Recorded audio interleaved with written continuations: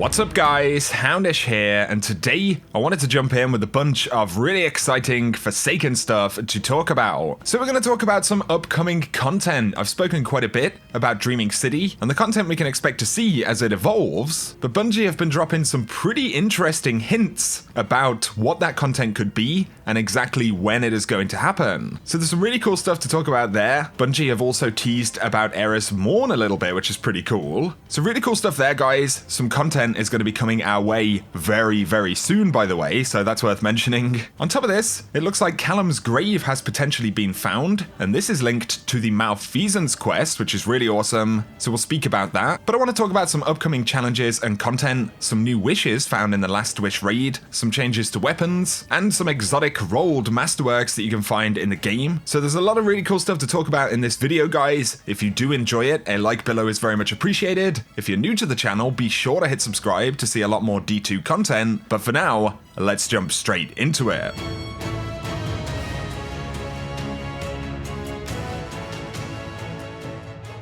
So the first thing I want to talk about very briefly is Callum's Grave. So this is actually linked to the Malfeasance quest. Callum's Grave is the location of the death of one of the Shadows of Yore. And from what we know about the Malfeasance quest, it looks like we'll have to visit this place and potentially collect weapon cores that can actually be used to build the Malfeasance. Now this is a glitch right here, but playing through the Corrupted Strike, Paxillum right here recorded a clip. They actually respawned after a death while it said joining allies, and very briefly, they were loaded into this area, which is a hidden away section of the strike. But as you can see in the background right there, we've got some huge bones, and you can see a rock with the shape of a human, or indeed a guardian. Now this is significant because of course Callum's Grave is where Callum died, and there are a few reports of members of Shadows of Yore actually being killed by renegade hunters, and that indeed means the Golden Gun, and there are recorded cases of singed kind of outlines of people who've been killed by Golden Gun, and that is exactly what we're seeing right here. So considering the story around Callum's Grave and the Shadows of Yore, it looks like this is indeed Callum's Grave. Right now the quest isn't active, folks can't get into here legitimately, although some folks are actually trying now, but just a random shout, I thought that was pretty interesting stuff, and this will be a place that we visit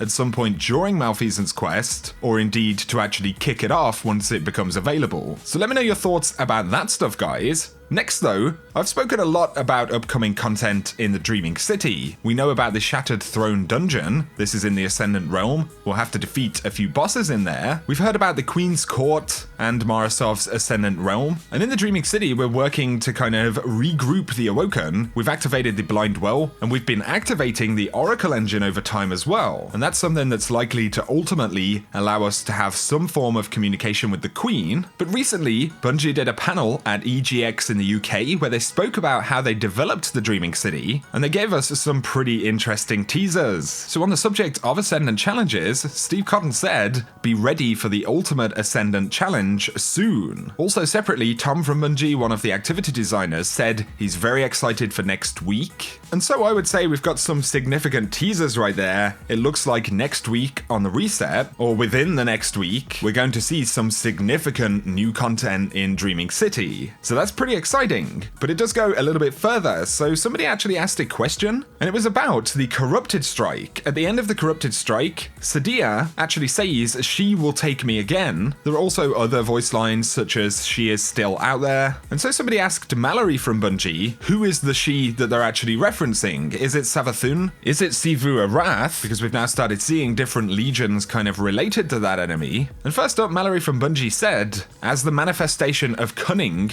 do you think that Savathun would stand there and be gunned down by 6 guardians? And so that's a pretty interesting statement. Maybe it means that Savathun is actually working with Sivu Arath, or potentially that they've got control over them somehow. But as a cunning trickster, it is also possible that we're simply being tricked completely, and Savathun is the only kind of presence and could just be trying to throw us off or threaten us even more somehow. So that's a pretty interesting statement. But then the writer from Bungie said, I'm looking forward to the vigorous debate about ERIS's true nature. And it was the first time that ERIS was actually mentioned in the conversation. So I don't know if that was a minor slip up. But what it does tell us is that we are going to learn about ERIS, or potentially we could even find ERIS. Of course, we found Toland on the Ascendant Plane. We know that Marasav is going to return in some form. We're going to get some form of communication with her. We're going to go to the Queen's Court and Marasav's Ascendant Realm. But Marasav and ERIS were actually working together. Or should I say, ERIS was actually working for Marasav. And of course, we learned that at the end of The Taken King.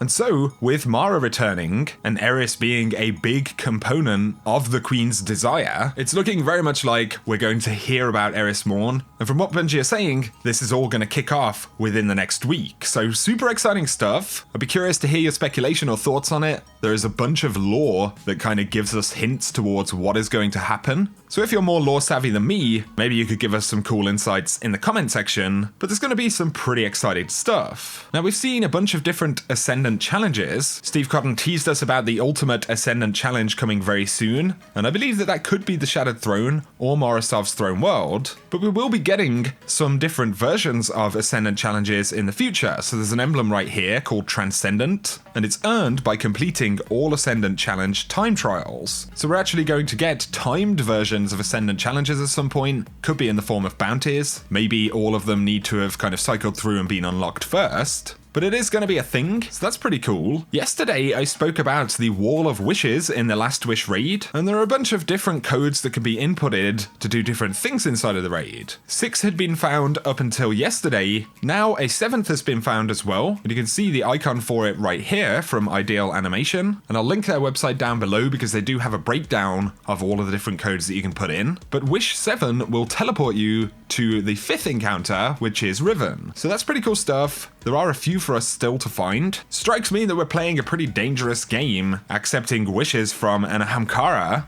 And speaking of Riven, just some pretty cool artwork right here from Aaron Cruz at Bungie, where you can see the giant kind of egg perch, as they call it. And this is actually what Riven is holding onto during the final boss fight in the raid. And then you can see a full kind of render of Riven right there, which is really cool. Kind of gives you a better sense for the actual shape of the beast, because it is really huge inside of the raid. Next though, let's talk a little bit about some weapon stuff. So DMG said, at the release of D2 Forsaken, scout rifle damage was reduced for PvE activities, and this was further impacted by an issue where explosive rounds were negatively affecting damage, which was addressed in a recent hotfix. To further address the player feedback, we are planning to increase scout rifle damage by 15% in a future patch. Stay tuned for updates. So if you've been feeling that your scout rifles are a little bit fluffy and not feeling super powerful, then Bungie essentially agree, and they think they've overcompensated on that damage reduction. Explosive rounds were fixed in a previous patch, but Bungie are going to push out a damage buff for scout rifles, so no complaints from me.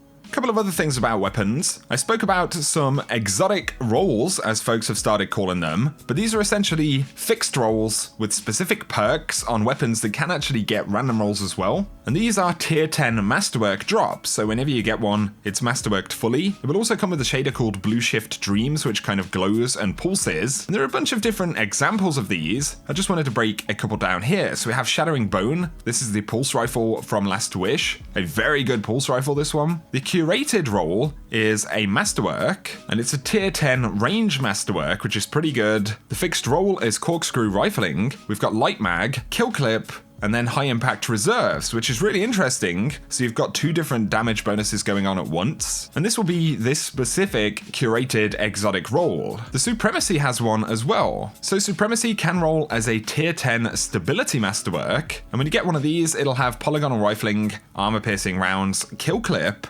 rapid hit. When you're hitting precision hits rapidly, it temporarily increases stability and reload speed, so that's pretty interesting as well. And kill clip on a sniper is a pretty curious one, but there's a really good roll of the Tyranny of Heaven. This is the bow from Last Wish, and it's got plus 10 points of charge time, which is actually draw time, but it'll come with flexible string, straight fletching. You've got sneak bow, which increases the hold time, so you can actually hold on for a little longer. And you also have Dragonfly, which is really cool, but there are other rolls as well, such as the Trust, which comes from Gambit. it, you can get a tier 10 masterwork for range on this, with small bore, light mag, Genesis, and explosive payload. So that's actually a really good one. And I'd also mention the Mindbender's Ambition, tier 10 range masterwork with rifle barrel, steady rounds, opening shot, and Rampage, which is going to be absolutely filthy. So some really cool specific roles that you can get. Astacross actually made a really good video breaking down every single exotic role that is currently known about. And I'm going to link that video down below. If you're curious about these, I definitely recommend that you go check him out. And by the way, if you want weapon stuff, PvP stuff especially, definitely go give him a sub. He makes absolutely fantastic content. But you can check all these weapons out, and these particular masterworks do have the capacity to just drop randomly from the sources where these weapons would normally drop. So if you see one that's already fully masterworked, definitely don't ignore it. For now though, guys, that is going to summarize today's video. So a lot of stuff to talk about in this one. Exciting Dreaming City content coming up very, very shortly. Let me know your thoughts about the Queen. ERIS, what's going on there? I'll keep you posted on all of the content as always, but if you've enjoyed this one, a like below is very much appreciated. If you're new to the channel, be sure to hit subscribe if you want to see a lot more D2 content. For now though, I appreciate you tuning in, and whatever you do, I hope you have an awesome day.